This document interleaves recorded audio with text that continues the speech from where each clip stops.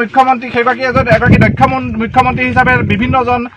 জনৰ মুখত প্ৰকাশ পাইছে তেখেতৰ নিজৰ বক্তব্যতো সেইখিনি কথা প্ৰকাশ পায় কিন্তু সেই দক্ষতা তেওঁ কিয় কেন্দ্ৰীয় চৰকাৰৰ সন্মুখত দেখুৱাই পেলাই অসমৰ সীমা সমস্যাৰ স্থায়ী সমাধানৰ কাৰণে আজি তাৰিখলৈকে কাম কৰিব পৰা নাই আমি এই কথা ভাবিবলৈ বাধ্য হৈছোঁ যে আমাৰ মুখ্যমন্ত্ৰীগৰাকী যিমান দক্ষ আমাৰ কাষৰীয়া ৰাজ্যকেইখনৰ যিকেইখনৰ সীমা অসমৰ সৈতে সংলগ্ন হৈ আছে তেওঁলোকৰ হয়তো ৰাজনৈতিক নেতৃত্ব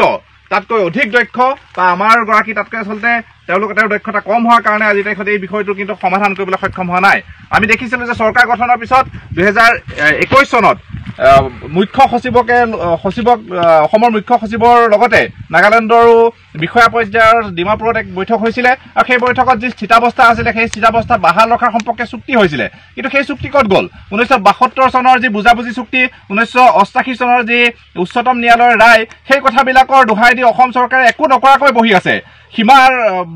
ইখনৰ পিছত সিখনকৈ ঠাই নগাসকলে দখল কৰি গৈ আছে কিন্তু চৰকাৰে তেওঁলোকৰ কৰণীয় একো নাই বুলি বহি আছে কিন্তু নগাসকলে সেই একে দুখন চুক্তিকে কিন্তু দোহাই দি তেওঁলোকে এফালৰ পৰা তেওঁলোকে যথেষ্ট আগ্ৰাসী মনোভাৱেৰে অসমৰ ভূমি বেদখল কৰিবলৈ আগবাঢ়ি আহি আছে গতিকে এই সময়ছোৱাত কিন্তু আমি অসম চৰকাৰৰ পৰা আচলতে এনেকুৱা ধৰণৰ চকু মুদা কুলি এটা ভাও আমি আশা নকৰোঁ তেওঁলোকক আমি শক্তিশালীভাৱে ইয়াৰ প্ৰত্যুত্তৰ দিবলৈ দাবী জনাইছোঁ আৰু যদি চৰকাৰে এইখিনি কৰাত ব্যৰ্থ হয় তেতিয়াহ'লে যুৱ ছাত্ৰ পৰিষদে অনাগত দিনত তীব্ৰতৰ প্ৰতিবাদ কাৰ্যসূচী ৰূপায়ণ কৰিবলৈ বাধ্য হ'ব